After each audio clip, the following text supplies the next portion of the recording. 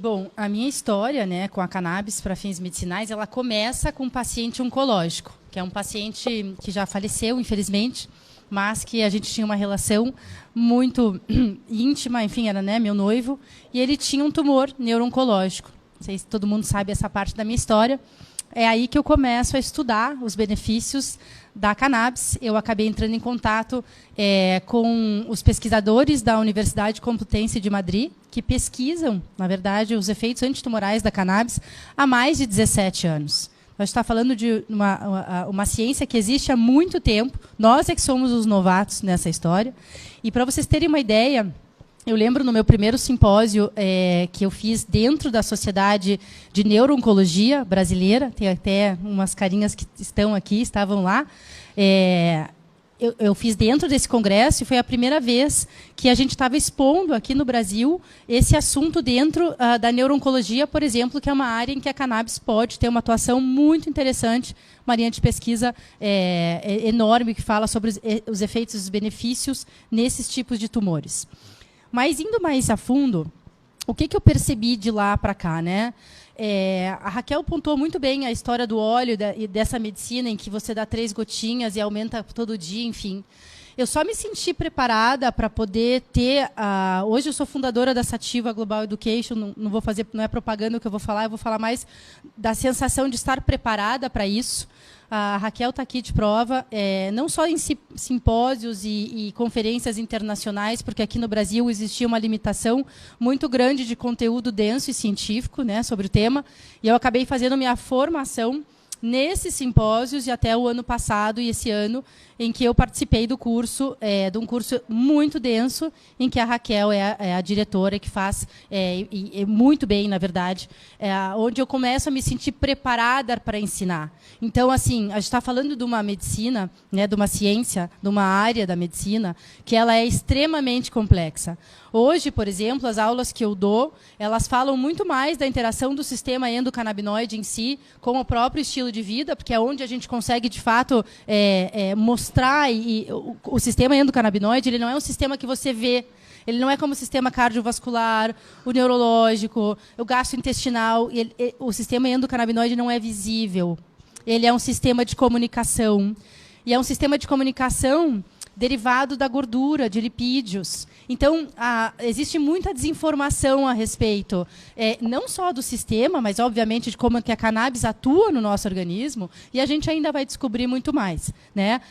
Existe uma proibição em relação às pesquisas, a história da cannabis, ela nos conta isso, né? Existiram muitas inverdades que foram ditas por muitos anos e que viraram verdades, como, por exemplo, a cannabis matar neurônios, o THC matar neurônios.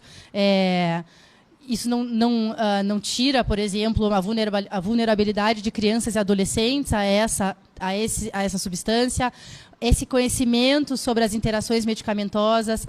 Eu fiz pós-graduação em neuro-oncologia, eu trabalho com muito paciente oncológico e, claro, existe uma redução das náuseas e vômitos induzidos pela químio, que é realmente inacreditável. O paciente não só reduz a náusea, mas ele volta a ter fome. O paladar é aprimorado, ele tem uma seletividade melhor pelas comidas, você consegue, muitas vezes, fazer com que o paciente não fique sarcopênico, anoréxico, consiga melhorar a qualidade de vida dele e concluir o tratamento, que é o objetivo, né? Existe um sinergismo relatado na literatura sobre a combinação dos tratamentos oncológicos com os canabinoides. Existem restrições na imunoterapia. Então, o médico ele precisa entender o que ele está fazendo. E essa história de 2 gotinhas a cada 3 dias aumenta uma gota é ridículo, né? É ridículo se a gente pensar... Olha o livro que nós escrevemos, né? 2 volumes... E a gente achar que a gente vai fazer uma medicina com 2 gotinhas a cada 3 dias aumenta uma dose. Então, assim, inclusão social, eu tenho pacientes, relatei até para o Flávio esses dias que eu estava... Eu não sei nem o que dizer, o paciente fazia uso de Temodal à noite, que é uma medicação com efeitos colaterais importantes para tratamento de um glioma, e ele me contando que ele estava fazendo uso dos canabinoides e que ele, de manhã, ia jogar tênis. Eu nunca tinha visto isso. Realmente, assim, foi uma coisa extraordinária. Então, claro, todos os pacientes vão ter esse benefício? Não, óbvio que não. Estou vendo pela primeira vez esse benefício de um paciente em quimioterapia e na vigência da semana da quimio ter um efeito terapêutico tão satisfatório. Mas o que eu vejo, na realidade, é que os benefícios, como a Ana bem disse, não é só em relação ao sintoma específico daquela doença. Os pacientes acabam dormindo melhor, eles realmente têm uma redução da ansiedade, eles conseguem... eu entendo, às vezes, os canabinoides como ferramentas para fazer a transformação. Né? A gente não pode excluir o estilo de vida do paciente da enfermidade que ele tem. Muitas vezes é exatamente o que ele faz que causa a doença que ele tem. Né? 90%, eu vou dizer, 10% talvez seja genética a origem. Mas o nosso estilo de vida tem um poder muito influente, tanto na saúde quanto na doença. E é exatamente a epigenética, onde o sistema endocannabinoide está 100% envolvido. Então, eu acho assim, isso que nós estamos fazendo aqui hoje é de extrema importância para levar esse conhecimento, principalmente para os médicos, os profissionais da saúde que trabalham com pacientes em cannabis para fins medicinais. Todos nós precisamos estar em conjunto, pelo menos ter uma linguagem para que a gente possa se comunicar e todos entendam o que está acontecendo com aquele paciente quando ele está em uso.